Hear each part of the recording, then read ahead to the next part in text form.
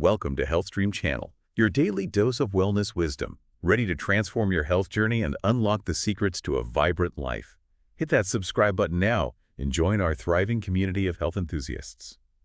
Today we're diving deep into the fascinating world of fasting. We've got a stack of intriguing research and historical insights to explore. Get ready for some aha moments as we uncover the science behind this age-old practice.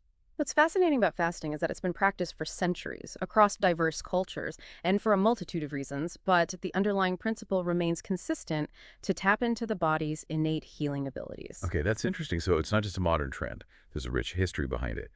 But what's going on inside our bodies when we fast? Is it really just about willpower and deprivation? Not at all. It's about understanding how our bodies work and creating an environment where healing can flourish. Think of your body as a complex machine constantly working to process and eliminate waste. When we eat, we're adding to that workload. Fasting allows for a pause, a period of detoxification and repair.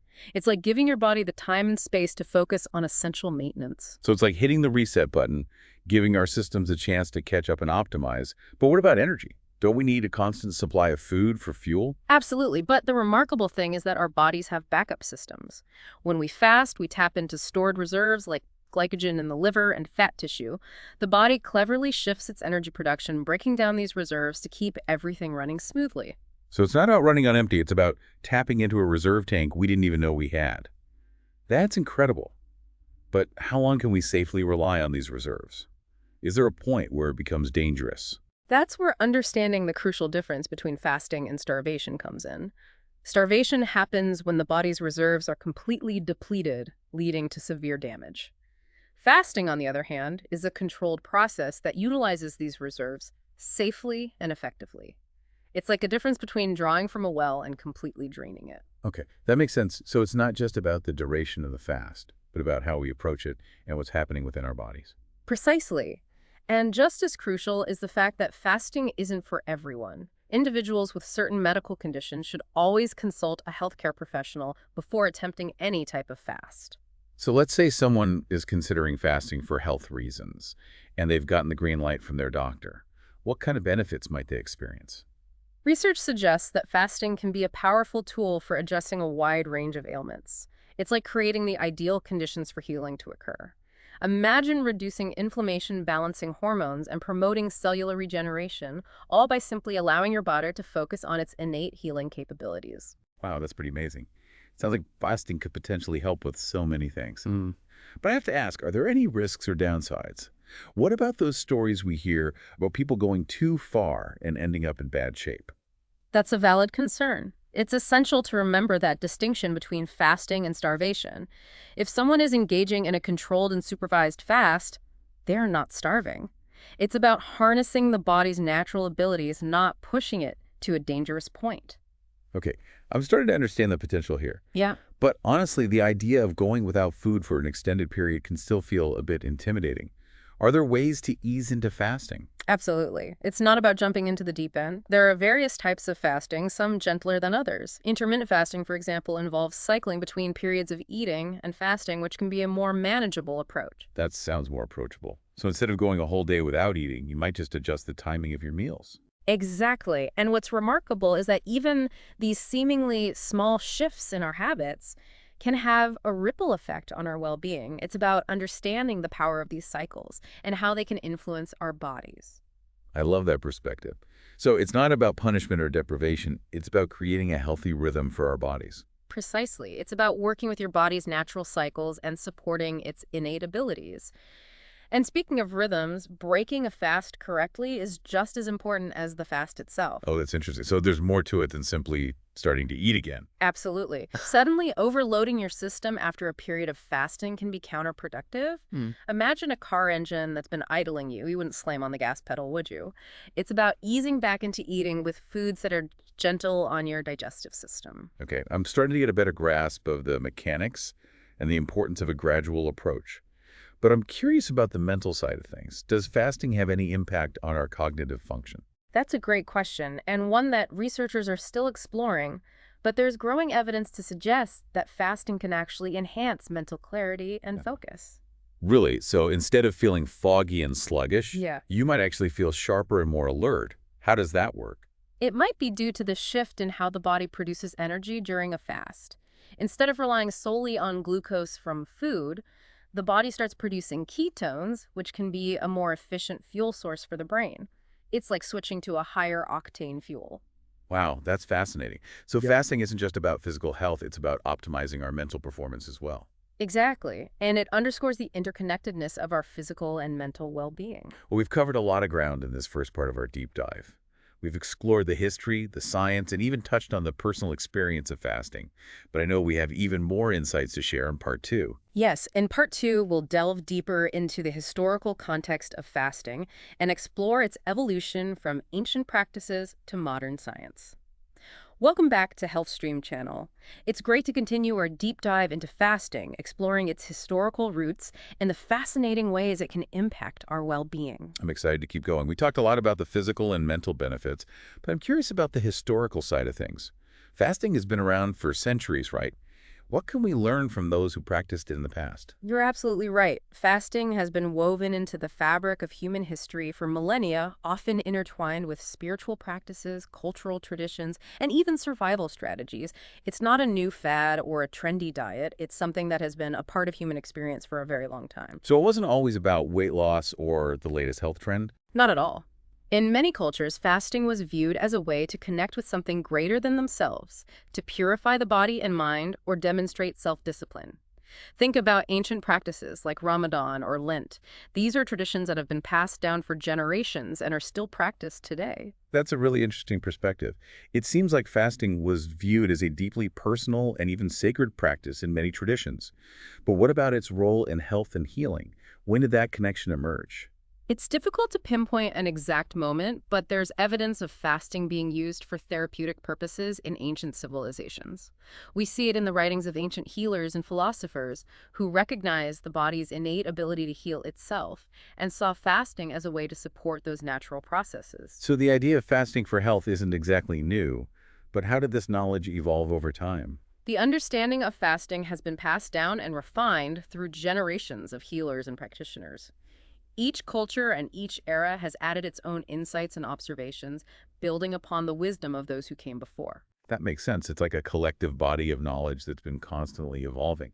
But where does science fit into all of this? Is there any research to back up these claims about the benefits of fasting? Absolutely. In recent decades, there's been a surge in scientific research on fasting, exploring its impact on everything from weight management and inflammation to cellular function and longevity. And the findings are really quite compelling. Scientists are starting to understand the mechanisms behind how fasting works and the wide-ranging benefits it can offer. So it's not just anecdotal evidence or ancient wisdom. There's actually hard science to support the idea that fasting can be beneficial. That's right. Studies have shown that fasting can improve insulin sensitivity, reduce oxidative stress, boost cognitive function, and even enhance the body's natural defenses against disease. This research is helping to illuminate the pathways through which fasting can impact our health on a cellular level. Wow, that's pretty incredible. It sounds like fasting isn't just a fad. It's a practice with deep roots and a growing body of evidence to support its efficacy. But I imagine there's still a lot we don't know. Absolutely. Research on fasting is ongoing, and there's still much to learn about its nuanced effects and how it can be best utilized for different individuals and health goals. It's a dynamic field of study that continues to evolve as scientists delve deeper into the intricacies of how our bodies respond to fasting. So it's a fascinating field of study that's constantly evolving. But let's shift gears a bit and talk about the practical side of fasting. We've discussed the different types like intermittent fasting, but what about the actual experience? What can someone expect when they embark on a fast? As we mentioned earlier, some people experience a period of adjustment as their bodies transition into a fasting state. This might include things like headaches or fatigue, but these are usually temporary and subside as the body adapts. Right, and we talked about some ways to manage those discomforts. But beyond the physical sensations, are there any mental or emotional shifts that people tend to experience during a fast? Many people report feeling a heightened sense of mental clarity and focus during a fast. It's as if clearing out the physical clutter allows for more mental space and a sharper awareness. We touched on that earlier. So instead of feeling foggy-headed, you might actually feel sharper and more alert. That's pretty counterintuitive. It is, but it highlights the remarkable adaptability of the human body and the interconnectedness of our physical and mental states. And beyond the cognitive shifts, some people also report feeling a sense of emotional lightness or even spiritual connection during a fast. It's like a shedding of old patterns and a reconnection with what's truly important. That's really interesting. It seems like fasting can be more than just a physical experience. It can also have a profound impact on our mental and emotional states. But let's dive a bit deeper into the physical side of things. What are some of the key physiological changes that occur during a fast? One of the most significant changes is the shift in energy metabolism. As your body uses up its stored glucose, it starts breaking down fat for fuel, a process called ketosis. This metabolic flexibility is a remarkable adaptation that allows us to thrive even when food is scarce. So we're literally burning fat for energy. Exactly. And this metabolic shift can have a cascade of positive effects on the body, from reducing inflammation to improving insulin sensitivity. It's like giving your body a chance to reset and recalibrate its internal systems. That's pretty amazing. It sounds like fasting can trigger some pretty profound changes at the cellular level. But what about the digestive system? What happens to our gut when we're not eating? The digestive system gets a much-needed break during a fast. Instead of constantly processing food, it can focus on repair and renewal. It's like giving your gut a chance to rest and recharge. Oh, it's like hitting the reset button on our gut. Yeah, I can see how that would be beneficial for overall digestive health. that's right. And this break can also allow the gut microbiome, the trillions of bacteria that reside in our intestines, to rebalance and flourish. These microbes play a vital role in our overall health, and fasting can create an environment that supports a healthy and diverse gut ecosystem. Okay, so we're impacting not just our own cells, but also the vast ecosystem of microbes that live within us. That's a pretty holistic perspective. But let's talk a bit more about the detoxification process. We mentioned that fasting can support detoxification, but how exactly does that work? When we fast, the body shifts its focus away from digestion and towards other processes, including the elimination of waste and toxins. Think of it like spring cleaning on a cellular level. So we're essentially cleaning house on a cellular level. Precisely. And this can have a wide range of positive effects, from boosting energy levels to improving skin health. It's about allowing your body to do what it does best: maintain and restore balance. It sounds like fasting is like a spring cleaning for the whole body.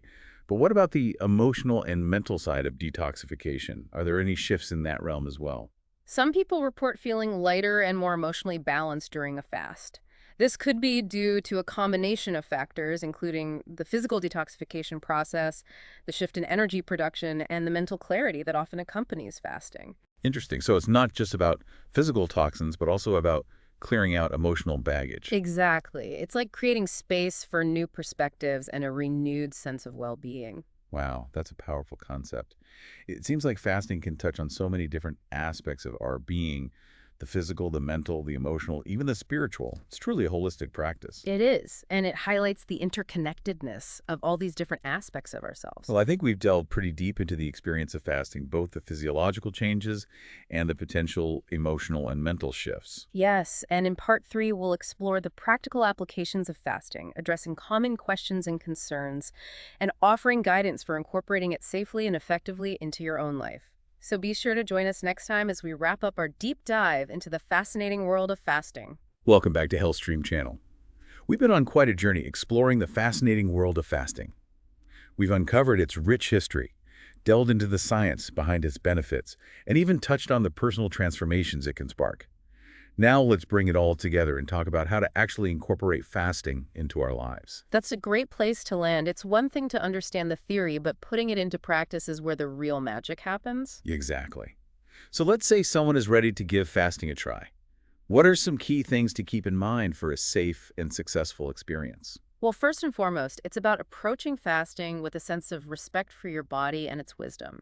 It's not about forcing anything or pushing yourself beyond your limits. Start slowly, gradually increasing the duration of your fasts, and always listen to your body's signals. That makes sense.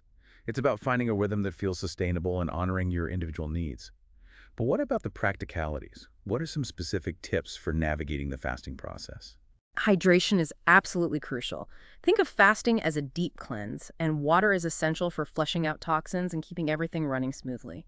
Also, pay attention to the quality of your food when you're not fasting.